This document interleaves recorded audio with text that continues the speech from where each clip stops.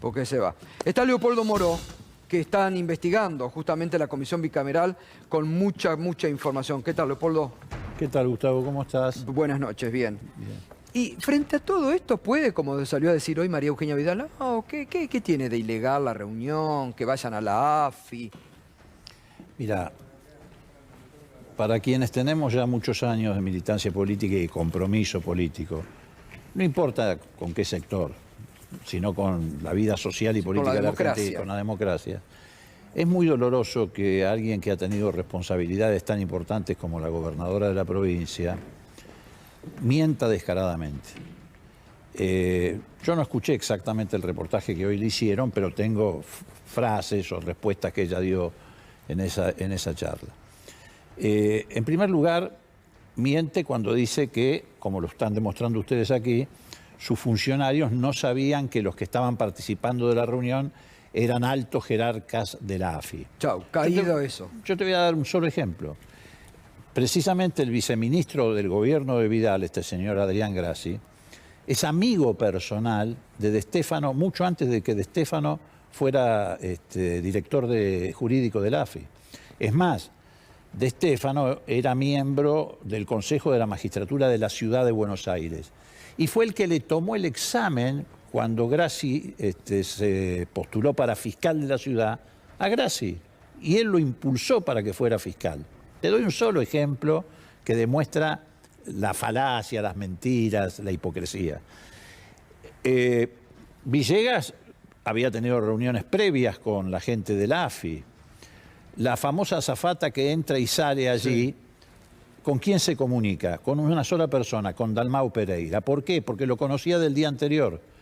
Cuando Dalmau Pereira fue con 3 técnicos de la AFI a armar las cámaras de seguridad. Claro. Perdón, las cámaras de filmación. Claro. A ver, nos podríamos pasar toda la noche contando cosas de este tipo, pero lo concreto es lo siguiente. Hay muchas preguntas para hacerle a Vidal, por ejemplo. ¿Por qué tenía ella un teléfono encriptado de la AFI? ¿Qué otro gobernador tenía un teléfono encriptado de la AFI? ¿Cornejo tenía un teléfono encriptado? No. Te estoy hablando de gobernadores. ¿Morales? Morales tampoco. ¿Valdés tenía? No. ¿Por qué ella era la única gobernadora que tenía un teléfono encriptado?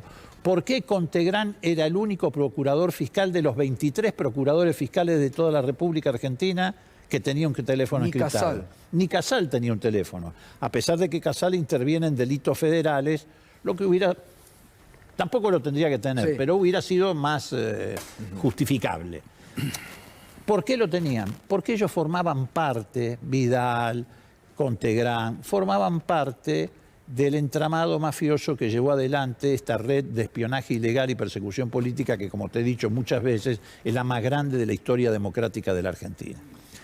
Y creo que esta es la cuestión, porque, a ver, después de ver todas estas cosas a lo largo de tantos meses, la verdad que uno se pregunta, ¿a qué otra cosa se dedicaron durante 4 años?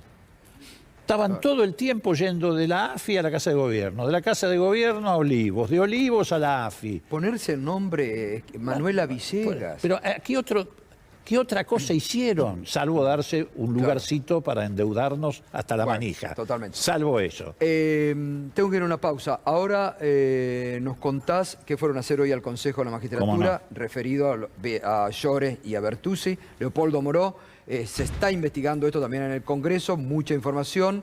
Hoy han pedido juicio político, enseguidita continuamos. Seguimos esta noche en Minuto 1, nos estás acompañando con el hashtag Relato Alocado, lo que se vive en la Argentina. Esto de Vidal también forma parte del relato alocado, porque en la comisión, si no me equivoco, cuando fue a Rivas y Magdalani, ustedes los tuvieron sentados ahí. Así es. Le preguntaron sobre María Eugenia Vidal y las bases AMBA que había instalado la AFI. ¿Qué dijeron? Lo importante es que se lo preguntamos en el 2019 cuando todavía estaban en el gobierno. Ese es un dato muy importante. Y lo que nos dijeron los dos es que María Eugenia Vidal no solamente sabía de la existencia de estas bases de espionaje que apenas asume Macri en el 2016, abre en el Gran Buenos Aires porque creía que era un territorio política y socialmente hostil, sino que nos dijeron que María Eugenia Vidal les había dicho en qué lugares tenían que ubicar las bases de AFI, o sea, en qué distritos tenían que ubicar las bases de la AFI. Digo, a ver, yo creo que María Eugenia Vidal es la que está más comprometida, pero además es la que más capacidad tiene de mentir y de engañar a la sociedad.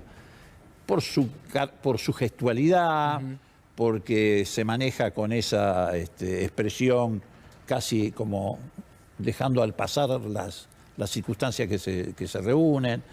Pero bueno, lo importante es que hoy, lo más importante, Gato, es que hoy estuvimos en el Consejo de la Magistratura. Cuando digo estuvimos, estuvo la Comisión Bicameral de Inteligencia en el Consejo de la Magistratura. Este es un dato inédito en la historia institucional de la Argentina. Es la primera vez que una comisión parlamentaria se presenta en el Consejo de la Magistratura a pedir el juicio político por mal desempeño, en este caso de dos camaristas, de Bertucci y Llorens. Que dijeron que eran... que todo esto era cuestión de cuenta propista, de cuatro perejiles. Exacto. Pero resulta que todo esto fue un mecanismo muy aceitado que reunió enclaves estratégicos del Estado que se articularon para llevar esto adelante. La AFI, la AFIP que te hacía espionaje fiscal, la UIF que te hacía espionaje financiero, la Dirección General de Migraciones que hacía espionaje sobre los movimientos de personas y el Servicio Penitenciario Federal que era el que te cableaba las cárceles para escuchar lo que conversaban los presos políticos, no solo con sus familiares, sino que lo que es más grave con sus abogados. Exacto. Vos te das cuenta que cuatro perejiles no podían organizar articular todas estas estructuras del Estado. El fallo es vergonzoso, es lo que se denomina un fallo irrita, es decir, un fallo que dejó de lado el derecho. Es un fallo que no solamente daña a las víctimas, sino que daña el sistema democrático. Porque si este fallo se mantuviera en pie, es una jurisprudencia que el día de mañana cualquier otro gobierno podría utilizar, no solamente para hacer esto, sino para hacer algo peor, bajo la cubierta de que lo hacen perejiles o que lo hacen cuentapropistas. ¿Nosotros qué le dijimos hoy? Hicimos una exposición de 25 minutos ante el Consejo de la Magistratura, estaba el presidente, varios consejeros, la diputada Camaño, la senadora Vergara. ¿Qué les dijimos?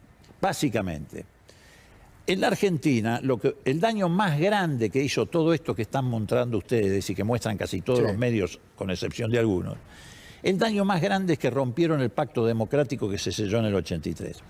Después de haber atravesado el horror que atravesamos con la dictadura, hubo un pacto democrático implícito y explícito, que nos llevó a un compromiso. ¿Cuál fue? Que de ahí en más no íbamos a ir a golpear las puertas de los cuarteles para provocar un golpe de Estado contra el adversario, que no íbamos a perseguir al opositor, que no lo íbamos a estigmatizar públicamente, a desacreditarlo, a meterlo presos con causas fabricadas.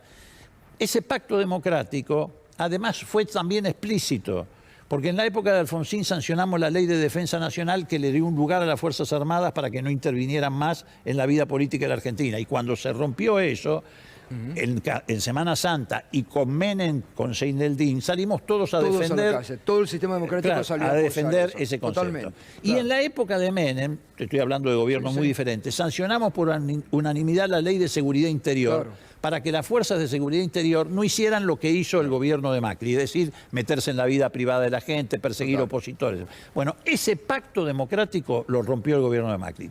¿Qué le pedimos hoy al Consejo de la Magistratura? Que ayude a recomponerlo. ¿Y cómo? Impidiendo que estos jueces, que antes eran los que formaban parte como eslabón fundamental del sistema, porque eran los que daban la puntada final a todo esto. Lloren era el que iba a jugar al pádel con... No, pero además eran los que daban la puntada final, porque eran los que te metían presa a la gente, los que perseguían, los que inventaban testigos truchos, etcétera.